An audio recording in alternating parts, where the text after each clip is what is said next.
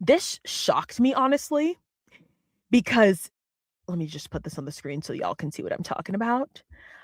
I was absolutely shocked that Jason Whitlock posted this, because Jason Whitlock is sort of your run of the mill Republican. He's over at the Blaze TV. He typically spews whatever random Republican talking points that are expected of him. Dare I say he's oonish, if you know what I mean. He just says whatever he needs to say to keep his check coming. He's sort of the blackface of the Blaze TV, where he says all the nasty things about Black people that the white people want to say over there. Some of which are true, but some of which are just very clearly, rage bait and, undertones of racism. We all know that. Candace Owens told us that, based on the Daily Wire, that's how they function. They get a Black person in there and they say, you say all these nasty things, but you can say these nasty things about Black people, but you better not say these nasty things about that one group of people with the tiny hats. So Jason Whitlock said this: I watched yesterday's episode of Candace Owens. It's very disturbing. And he was referencing the episode where Candace Owens speaks about Erica Kirk and those messages from Erica Kirk. It requires an explanation. It's troubling. I hope there's a reasonable explanation. And Candace Owens responded with, it is textbook grooming behavior, not to mention it is illegal in Michigan to photograph a minor without parental consent or presence. Yes, it requires an explanation. So some conservatives are starting to turn the corner on Erica Kirk and realizing that this is not just, your run-of-the-mill Christian girl. There's something very strange and amiss going on with Erica Kirk. In a little bit, you guys, we're probably going to spend an hour and a half watching Graham Allen's response to Candace Owens. Apparently he has an expose on her. He posted it on Rumble and we're going to stream it together. So I hope my video doesn't get demonetized. If so, I'll put it behind a paywall so I can at least get a little bit of money for that. But I'm going to watch that whole thing with you guys because he is one of the ones who has been an ardent dissident of Candace Owens. And so dissident of Candace Owens. So we're going to watch that in a second. Now, the last conservative influencer is someone who's not typically mainstream, but the hypocrisy was so loud that I had to share this. So let me share this. So this man is Anton Daniels. He was huge during the 2024 election. He was all over the conservative circles with Patrick David, and he was at different turning point events and things like that. So his show is he's got millions of followers over on YouTube, and he went over the text with Erica Kirk, and he actually said, I'm not going to play that part because that wasn't the part that was hypocrisy or hypocritical. He said, well, Erica was like every other white girl, they're just smart and they just try and find like a wealthy athlete. And I was like, what? So now we're calling, okay, everyone else would be a gold digger, but because Erica Kirk is doing it, it's fine. And he goes, well, this is how white girls talk to each other. I was like, I don't know. I don't know that I agree with that. I still find this behavior to be unacceptable. And by the way, I've worked with a lot of very wealthy white women and young athletes and teens. So I'm not over either way. This is unacceptable. I don't ever need to touch your butt, period. I don't ever need to talk about that. But anyway, he says something very interesting. Let you guys listen to this. I would be a little bit disturbed. If you're saying lesbian, if Candace was my wife and the way that she speaks about Charlie Kirk, I would be a little bit disturbed. If you're saying let's be honest, I'm going to be honest with you. This is my own personal, this has nothing to do with whether or not it's the truth or whatever. If Candace was my wife, the way that she speaks about Charlie Kirk, it reminds me of the way that Jada Pinkett speak about Tupac.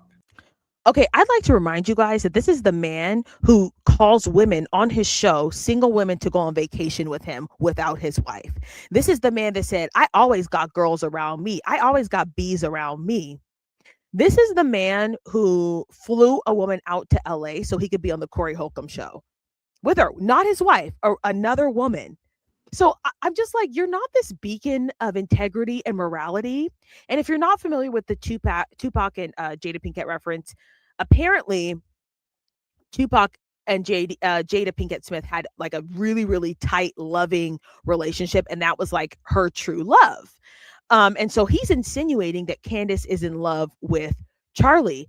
And I think that's because people like Anton Daniels do not have the emotional maturity nor the psychology, like the psychological depth to understand brother sister relationships with people who are opposite sex. So Anton Daniels only has women around him who he finds attractive. So he can't in his pea brain mind understand why Candace Owens would actually care about Charlie outside of sexual issues. Like, this is just classic small-minded base level thinking from a man. Candace is older than Charlie. She has said this multiple times, and Charlie was no offense, but he was immature when they were younger. And so Candace had to do a lot of coaching for Charlie. It's not some, sexual relationship. They had political chemistry. It doesn't mean that they were in love with each other, and I don't think he was in love with her at all. I think Candace Owens just loved Charlie as a friend, and that's actually possible. That's something that you don't have to be attracted to someone just because they're the opposite sex. I think because they were both single at the time, it was completely appropriate. They actually never fell out. They were always talking. So why does it matter that she cares about him? Again, this is coming from a man who says, if I got girls around me, they need to know that I need the ability to smash. It's like you're posing as this Christian conservative man as if you have all these values, but you're actually like a slime ball, cheating, sorry excuse for a man. You have no right to comment on Candace Owens' character when you are the kind of guy who cheats on your wife. Let's continue listening to this. That's how I see it as a man. As a man. As a man from a man's lens, that's how I see it. Now, I know a lot of other people would see it completely differently, right? A lot of other people would frame it completely differently. That's how I take it. So y'all may see it one way. I look at it from a human perspective. Y'all looking at evil versus good. Cool. I'm a man first. At the end of the day, I'm a man first. And so if my wife personally were speaking this way, I would be like, hey, so what we doing? You know what I'm saying? By the way, Anton talks about the women. Oh, I love so-and-so. She looks so good. By the way, that's what he talks about Mika. That Mika is like one of his side chicks. Like they say they don't have a relationship, but that's who he flew out to the 5150 show. So Anton Daniels is talking about, I don't like the way Candace Owens is talking about Charlie Kirk, but you discuss how beautiful and how fine these women are that you have around you. You're a hypocrite. You're a hypocrite.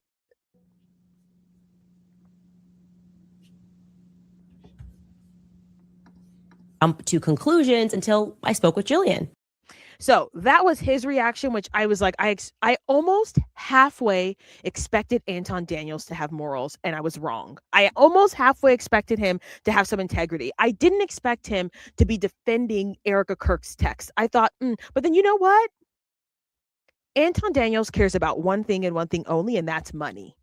That is all he cares about. He does not want to be on the wrong side of TPUSA because his goal is to get into TPUSA. He has been all over Dr. Phil, trying to get into the upper echelon of the Republican Party, but he's too ghetto. People don't want his. I'm sorry, but it is what it is, and I like you. People don't want you around. You're too. Yeah, it's too hood. People don't like that. You're a liability. So people don't like it. Okay. Okay, you guys ready? That was the pre-show. You guys ready to get into Graham